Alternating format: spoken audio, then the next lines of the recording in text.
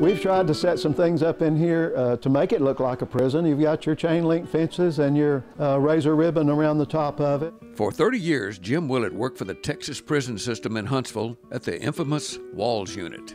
There as the warden and oversaw 89 executions. Today, he oversees the history of what goes on behind the prison walls.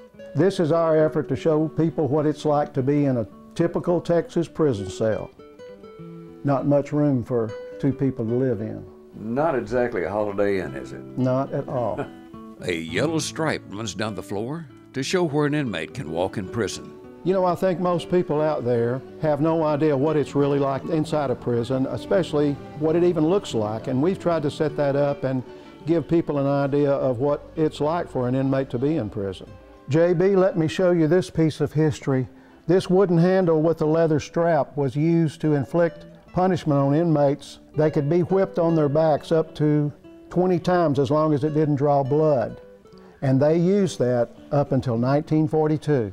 The most notable thing we have in here about capital punishment, and probably the thing that draws a lot of people to come visit us in the first place, is we have the Texas electric chair, old Sparky. Used to execute 361 prisoners from 1924 to 1964. I think it startles some people. It certainly quiets them down if they're talking. It'll get their attention really quickly. Historical accounts show everything from the Texas Prison Rodeo to a hostage situation at the Walls Unit. The museum also has an item connected to the criminals, Bonnie and Clyde. Clyde Barrow was an inmate at the old Eastham unit outside of town here. And when he got out, he went back and broke his gang out of prison, but in the process, one of the guards was killed. This gun was found with Bonnie Parker the day she was shot by law enforcement.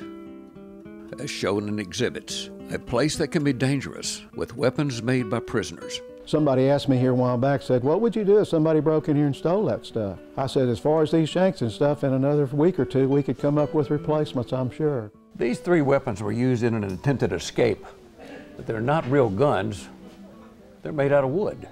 You'll find that inmates can make things that you and I probably could never think to make, and they can make them out of all sorts of things. Many items made by prisoners were just to pass the time. That was made out of soap that the inmate ground up. The only tools he used to make that face, and it's really good as you can see, was a toothpick and dental floss. That rose next to it was made by a female inmate. It's made out of toilet paper. That tan and brown purse, that is made out of folded up Camel cigarette packs. One inmate made his own game, Prisonopoly, and came to see it when he was released. He thought it was pretty cool that what he had made there in prison was on display here. Another made a chess set. That is made out of soap and painted.